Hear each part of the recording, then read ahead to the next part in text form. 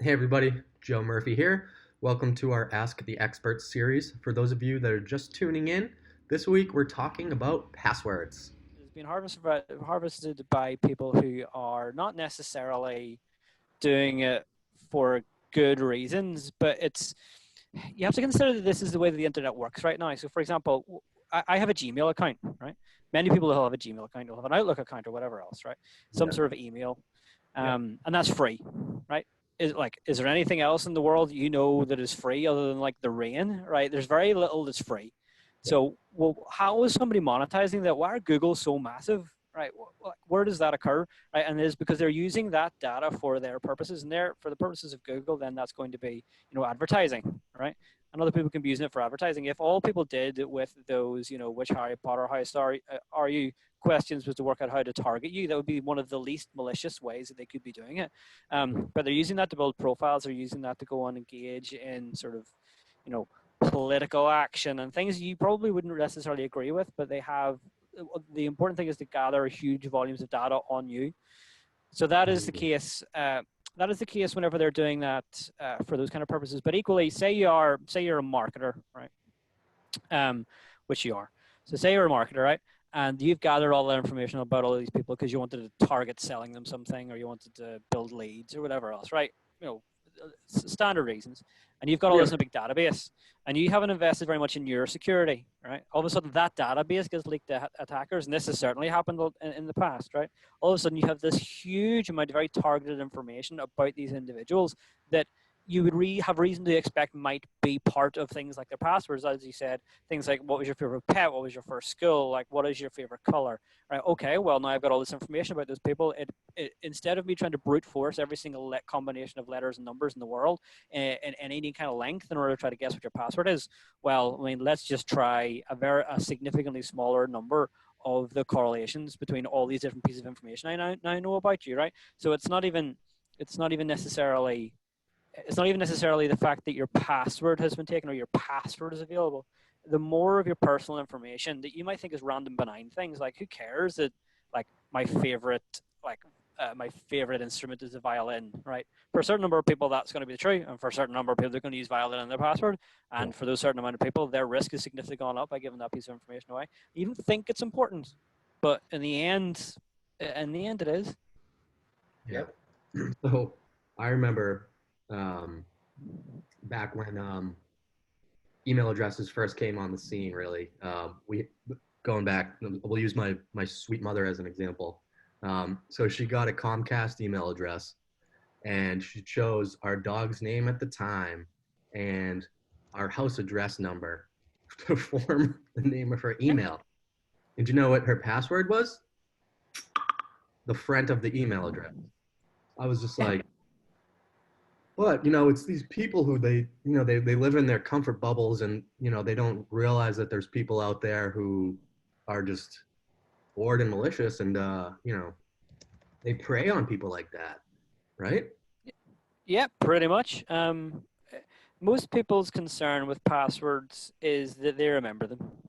That is Yeah. the number one concern. Am I going to remember this? The last thing I want is to have to is to forget my password and I'll be able to get in.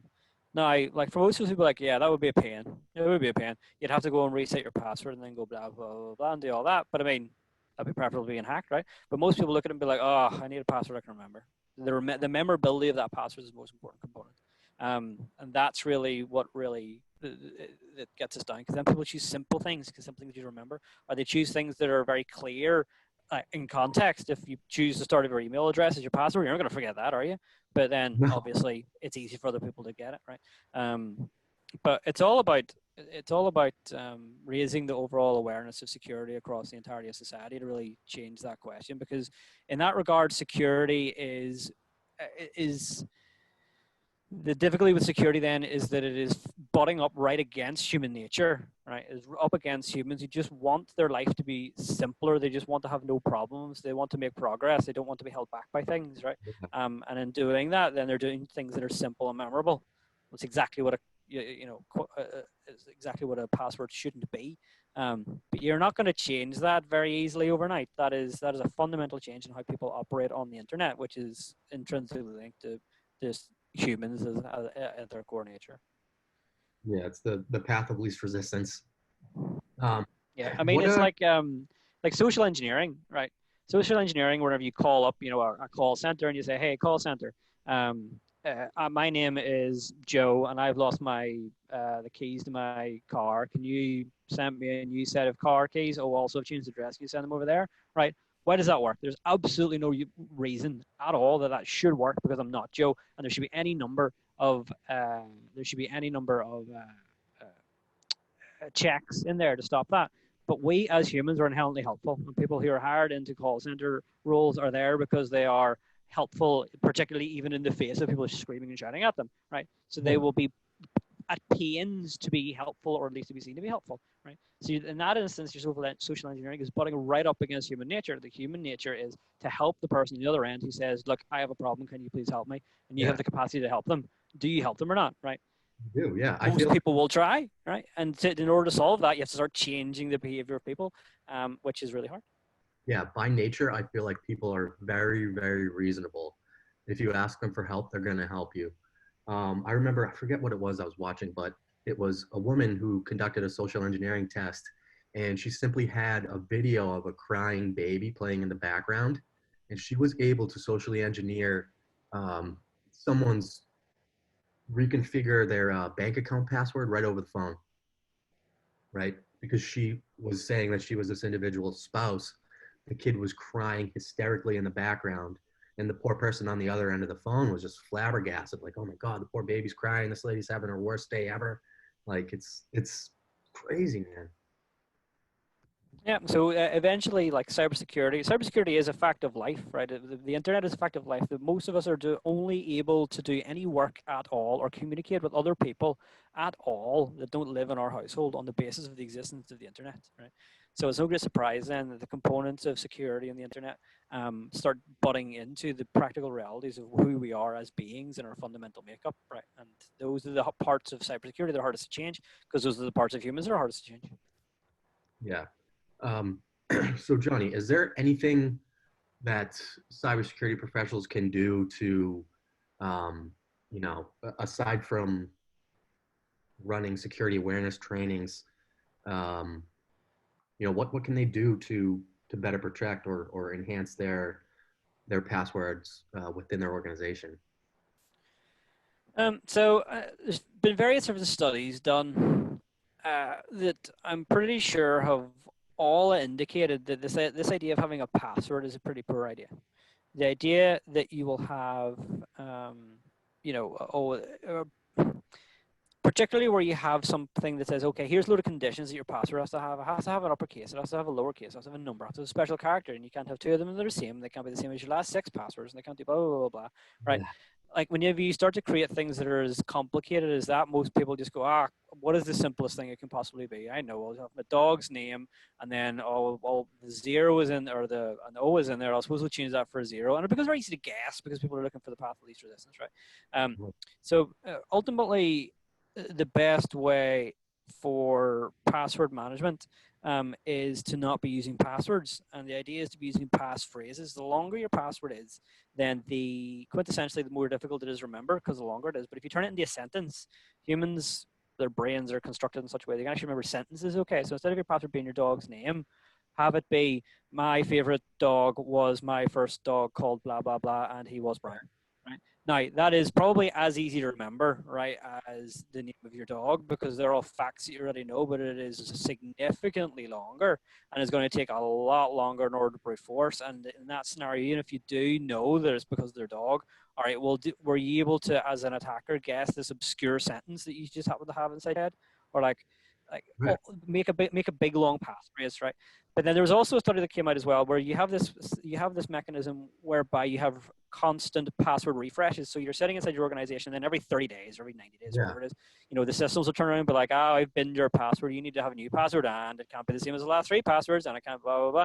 And people just go, sod it. I'll just add a one at the end, and it'll be fine, right? Which is no more secure than the previous password, right?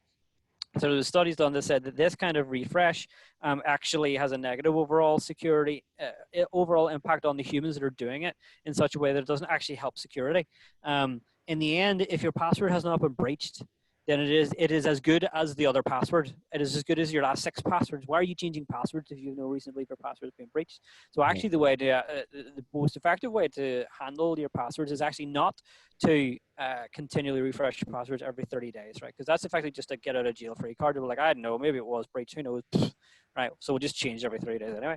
Well, instead of doing that, how about you just see whether or not it is breached or not, right? There are various different systems or various different services that exist in the public internet, for example, that you can go to and then say, well, has this account had any breached passwords leaked? Like, no, right? Well, consider whether or not you should be changing it at all. And in that scenario, what that would do is that it gets people back on the side of security and back on the side of passwords. Whenever you say, look, you're only going to have to pick this password once, you're not going to have to set every 30 days.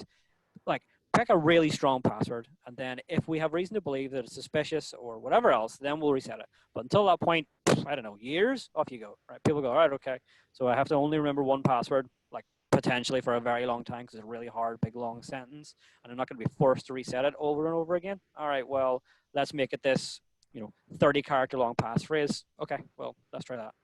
Right? That would be a more modern way of thinking, right? Whether it's more effective or not is obviously debatable because effectiveness is based on how it's implemented in the real world, right? And Yeah. passwords at their core, passwords as a theoretical, hypothetical subject, you're like, oh, it's fine, just pick a phrase and then it'll have all these numbers in it, it'll be fine. But its practical implementation in terms of how humans actually interact with it means that it all falls apart, right?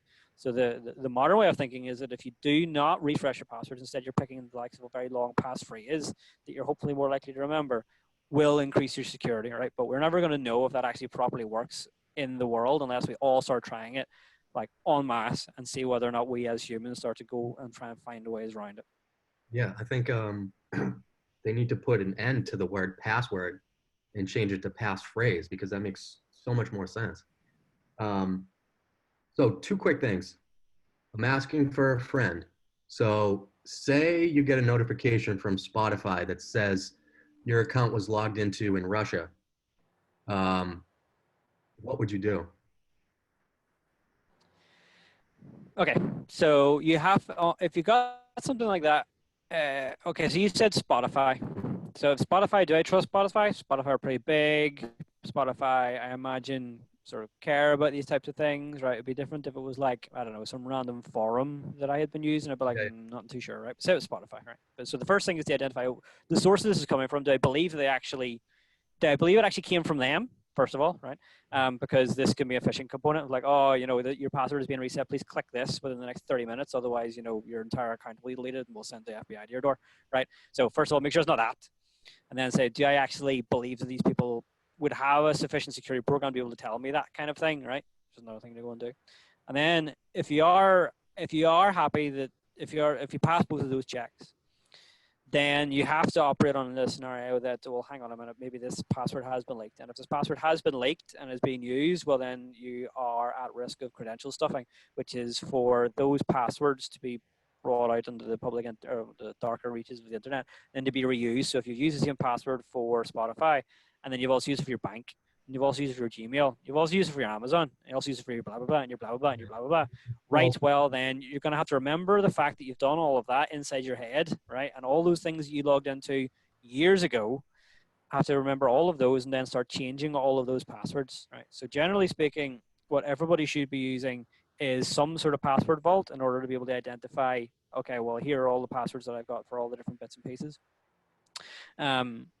So that you can know, okay, what services do I have what passwords for. Your browser will cache these as well, right? But it depends if you're using lots of different browsers or across lots of different devices. But your browser can also cache and look at your passwords in there. So if you have reason to believe that it is Spotify, and you have reason to believe that you trust Spotify in terms of the fact that they might actually be able to detect this, then yep, if you're using the same password and other things, change that one and change all the Spotify ones. Yeah, it wasn't me. It was someone who's very close to me, but It's I, Mo Jerfy. yeah, yeah. Um, what do you feel about those? Like, I've been seeing them lately. It's like suggest strong password and it just gives you this chain of characters. Now, I feel like that is automatically you're giving your password to the browser to cache, and you're like crossing your fingers that it's gonna be secure. I don't go forward with that. I don't know. How do you feel about that stuff? Have you seen that? Cybersecurity is always a balance of risk, right? Cybersecurity is ultimately a way to reduce overall risk. You can never really reduce overall risk to zero, right? But you can certainly try to reduce it wherever you want, right? It's like, okay, well, I could cover myself entirely in bubble wrap whenever I cross the road on the risk that a car hits me. All right, well, I mean, that's going to be incredibly awkward all the other days with your life whenever you don't get hit by a car. So, like, well, how happy are you with that risk, right? Yeah. And it's the same, right? So, if you're going to propose your own password to a service, right, and the service says pick a password, has to meet these criteria, go, right. Well, it's more likely that it is going to be the same as a previous password you've used. You're not going to generate a completely new password for every single one. You're just not, right. So in that regard, what they are attempting to say is that, okay, right, well, if you don't want to go and do that, it's going to be cached in your browser anyway. Right, you're going to be likely you're going to put it in, even if they were to ask you to propose your own password, you're going to put it in there. It's going to be cached in your browser. 99% of the time, whenever you're trying to get into that service, it's going to be on that device, and the browser's going to cache it anyway. So Yeah. what the actual contents of your password are largely relevant to your ability to log in every single time, because you're not going to type it, tap, tap, tap, tap, tap. You're just going to go, okay, oh, the browser remembered, go, right? Yeah. So it being a stronger password, it being one that is highly randomized, is going to reduce the overall risk of credential stuffing. It's going to reduce the overall risk that if there is a far-flung account from your MySpace from back in the day that happens to use the same password, right? Well, then that's not going to impact your current life, right? Because of that.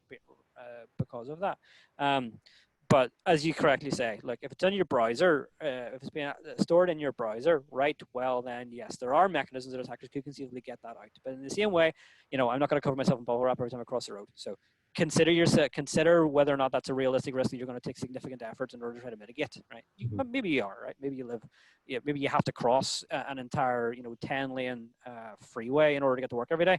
Well, all right, well, bubble wrap might not necessarily be the worst thing in the world, right? So you have to take all those things into consideration. Yeah. I think it's fine to do it. I think it's fine as a suggestion. I think you can say, hey, do you want to propose your own, or do you want this to generate an automatic one? And you give the people that choice. I am less happy generally with services that state it has to be a certain way, particularly services that state, yeah, give me a password. But you can't use an exclamation mark. But you can't use the $sign. That, that gives Right. the Well, information, basically like the blueprint of the password, right? yeah, exactly, right. So in those scenarios, you're reducing the overall search space for the attackers because, like, all right, well, you can't use that. So therefore, all combinations that contain an exclamation mark aren't valid. So, okay, as you say, it's easier to brute force. But then if you are opening up a scenario where you have multiple possibilities, if you're allowing completely randomized passwords, if you're allowing people to enter their own passwords that are supposed to be strong and allow all these different bits and pieces, if you're allowing passphrases, well, actually the diversity of the number of things that can easily go into that passphrase is actually enormous. Right. Whenever people the other thing that infuriates me is whenever you have services that are thankfully rarer now, but I still see them, where they say, okay, your password can't be any longer than 8. Like I'll just throw the entire cybersecurity out the window then, so that you can keep this as small as possible, right? So from that perspective, the greater level of diversity that you can have inside your database in terms of the actual variety of types of passwords. Some of them are really long, some are highly randomized, some of them are people's cats' names because that's just the way that they roll, and they're just going to have to accept that. But for all other things, there are going to be lots of different things inside there. Then that's the better way to go and do it, is to give people more choice and allow them to choose the more secure option. And if they don't choose the more secure option, that's entirely up to them. Like we all choose our risk. Are you going to put bubble wrap on when you cross the road or not? Right?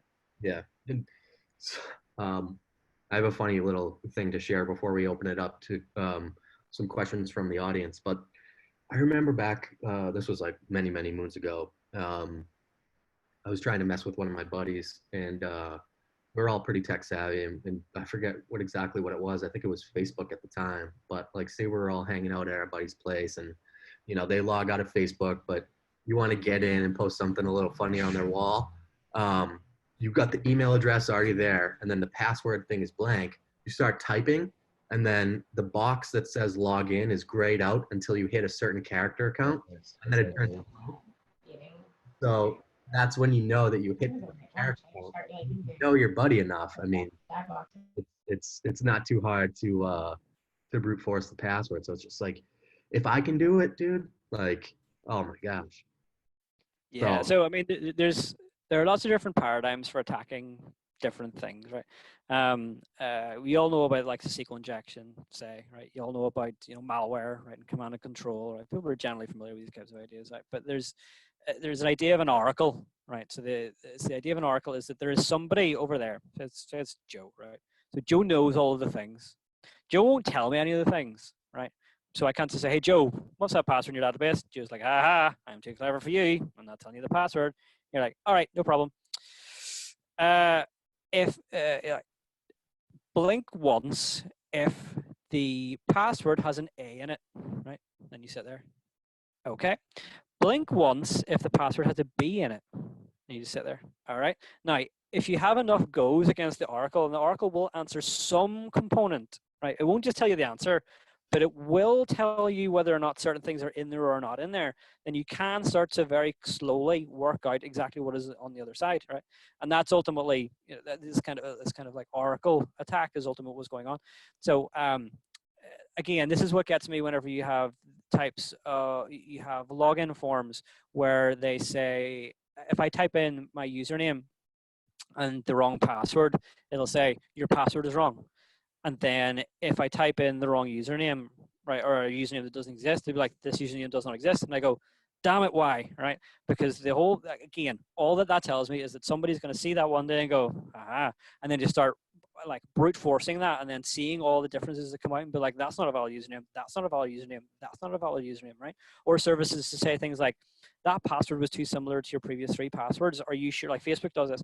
Are you sure? Or that password was similar to a password you used at some point in the last 3 years. Are you sure that this is your password, right? And you're like, why are you divulging to somebody on the other side that was your password from 3 years ago? Either it's your password now or it's not your password now, right? So those pieces of information can be used in this sort of oracle type attack scenario in order to find out more information, or potentially find out the full information that's on the other side. Even though they're just going to say, "Oh, we're not going to tell you the answer, but I'll tell you enough about the jigsaws of the answer that you can piece it together yourself." Yep, it's so funny. Oh my god, it goes back to what you said. Like in the grand scheme of things, people need to realize, that they need to do a better job of securing their stuff. And the vendors, I mean, I can't really be upset with them because it's all about user experience at the end of the day, and growing their customer base. And like, if they put too many hoops to jump through, I mean, that would deter, I would imagine, a good amount of people. Yeah, I mean, this is true, but cybersecurity doesn't exist in a bubble entirely by itself. Cybersecurity exists in the world that we all live in, and cybersecurity has to compete against all the other components of a business, right? Yeah. The cybersecurity is competing against, time to market. It's competing against profit. It's competing with usability. It's competing against like supportability of code. It's competing against all these other components of a business. And from a business perspective, they said, look, as I said before, cybersecurity is all about risk. That business said, do you know what? We're willing to accept the risk of this sort of oracle type attack because we think it's going to be materially easier to use for the people that are using it, right? Fine. Make that trade-off. Knowingly make that trade-off. Right? You shouldn't make that trade-off without the knowledge of what it is that you're doing, but you can knowingly make that trade-off, and that is absolutely fine, because all you're trying to do is identify, okay, well, where am I on the risk register? Am I concerned about that, or am I not concerned about that, or am I going to get something that's more important to me by making that risk go up what I consider to be a very small amount? I, as a security professional, right, I will always advocate for the most secure component, but it is important, again, from a security professional perspective, to continue to recognize that security exists within the business. It operates within human society, and you can't just have everybody be the most secure way, because the most secure way to be on the internet is to turn the entire internet off. Nobody ever get hacked, right? So you have to always be acknowledgement that it is a thing of risk. It is not binary. It is how much risk do you want, and then what is the trade-off that you get for the raising of your risk worth it. And for some businesses, it is, and that's why you see this different implementation in different ways. Yeah, that's awesome. I mean, 2 takeaways for me, Johnny, are look into password vaults and use pass phrases instead of passwords. I mean, that's something that I'm going to be preaching to everybody that I know. I know a lot of my family members. Like we use my mom for example. I mean, she's an easy target, and like, luckily I work for a cybersecurity company. I get to, talk to folks like yourself and pass that information along to, you know, people that I care about because I mean, it, you can't really live with like, oh, it's not going to happen to me because I'm a pretty like secure guy. I'm locked up kind of, and the stuff happens to me too. And I'm sure, it can happen to anybody. Yeah, absolutely. Like at some point in my life, and many times in my life, I have had a day where I'm too busy or haven't quite understood what's going on or whatever else, and clicked on something I shouldn't have or whatever else. We're all preyed, even security professionals, right? We get got as much as anybody else. Um, well, I hope it's a lot less than everybody else, but you know. Yeah. So we have one other thing to take on consideration for that as well, right? So yes, the passwords, all those things, those are all very important, right?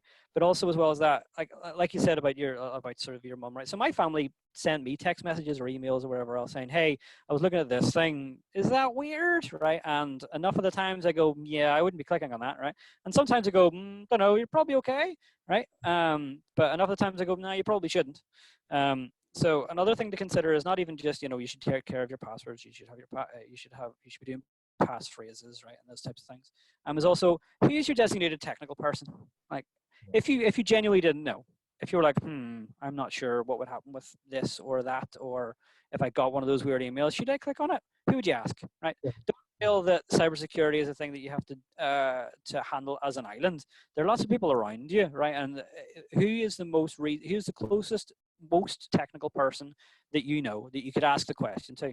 And sometimes somebody just going, yeah, I probably wouldn't. Maybe that's enough, right? Yeah. Maybe that's enough to stop you having a very significant event. Not necessarily because you've taught yourself everything, right? But because there is somebody in your life, there's a person you've designated that is like, well, that's the person I ask if I'm a bit concerned, and then they'll help me out, right? So that would be also a takeaway as well. Like if you thought that something was risky, who would you ask? And if you don't know, if you wouldn't ask anybody, well, who could you start? Mm-hmm. Turn to Google if you have to, right? Yeah, but more information is always better. Yeah, it's so my um my sister for some reason she's very click happy, I think, and she's always sending me screenshots of emails like, does this look suspicious? What is this? What is I'm like, yeah, Kate, like I mean, what do you do? Like, yeah.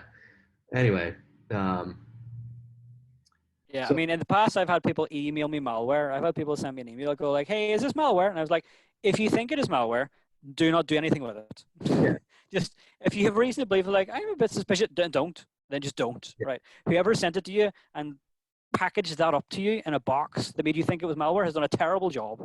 Do not do anything with it. Like, don't send it to me. But whatever.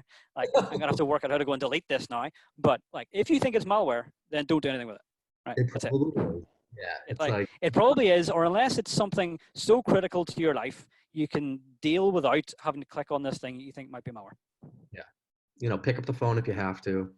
Um, Yeah, right. But again, even in that scenario, right? They said, "Send me the is this malware?" You go like, "I'm not opening that. I'm deleting this. If you think it's malware, do not open it." Right? Somebody reaches out, I reach back. Problem solved. Right? yep. All right. Audience, thank you guys so much for joining, taking time out of your busy day. Johnny, thank you to you as always. It's always fun chatting with you. I really enjoy it. So until next time, we'll hope you all stay safe out there, and we'll talk to you guys soon. Yep. Stay All right. safe. See you later. Here's all.